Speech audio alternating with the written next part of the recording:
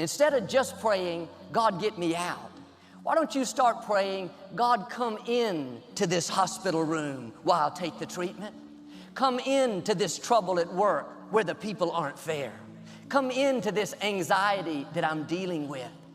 What's more powerful than God bringing you out is when God comes in and begins to change things. He comes in and gives you favor despite who's trying to push you down. He comes in and gives you strength that you can't explain, grace to outlast what should stop you. If you're only focused on God bringing you out, then you're going to be disappointed, because God doesn't do things on our timetable. Sometimes it's taking longer than we thought. But when you ask God to come in, you can be at rest. God, I know you're right here with me. You are ordering my steps, and at the right time, you'll get me to where I'm supposed to be. You don't have to fight everything, live upset, can't sleep at night. That happens when you're only focused on getting out. God is waiting to come in. When you ask Him in, you're saying, God, don't just change the circumstances, change me. Help me to not just go through this situation, help me to grow through it. Help me to learn, increase my faith, let my character come up higher. If God delivered us out of everything instantly, we would never reach our highest potential. God works in the trouble. He works in the uncomfortable situations. And sometimes God is not bringing you out yet because He wants the odds to be against you in a bigger way, so when He brings you out, it will be a greater miracle. Now, voices will whisper, God doesn't even hear your prayers. That's why nothing's changing. The truth is, God is setting you up to show out in your life. When He brings you out, no one will be able to deny that His favor is on you.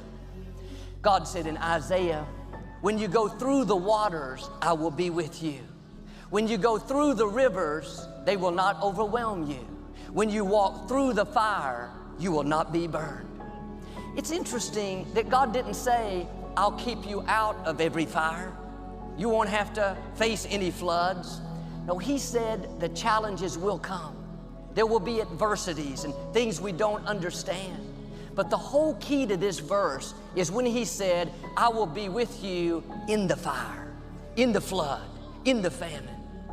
Are you trying to get out of something that God is going to take you through?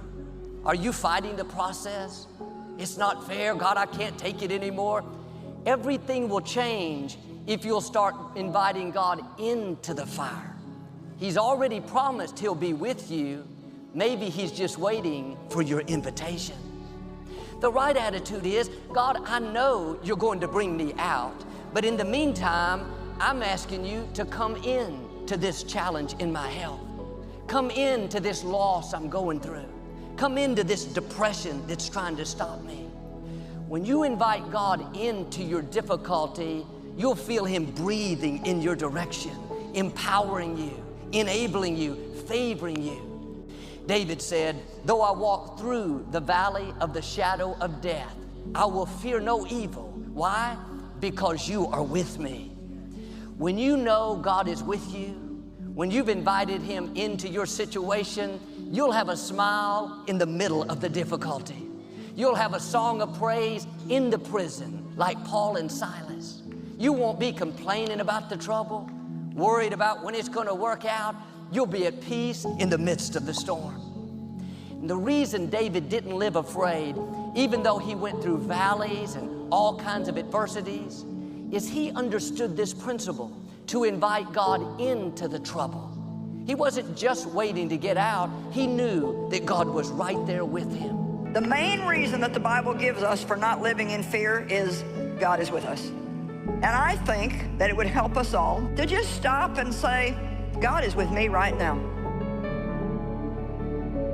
David said, what time I am afraid, I will trust in you. He didn't say he never had fear, but he said, I've got something that will help me deal with the fear. I put my trust in you. And the only way you're going to put your faith in God is if you know that you know that you know that you know that God loves you, that He loves you personally and has a good plan for your life. Keep your eyes on God, because He's greater than any circumstance. People don't determine your destiny. Bad breaks cannot stop God's plan for your life. Sickness, addictions, unfair situations don't have the final say.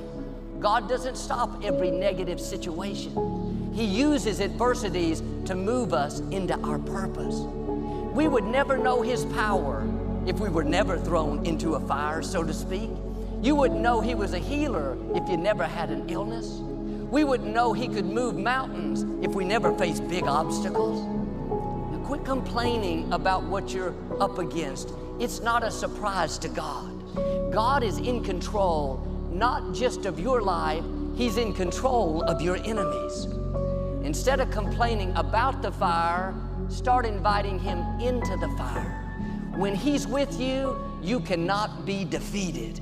You and God are a majority. He is a supernatural God. He's not limited by the fire, by the floods, by the famines. What should take you out cannot stop your destiny.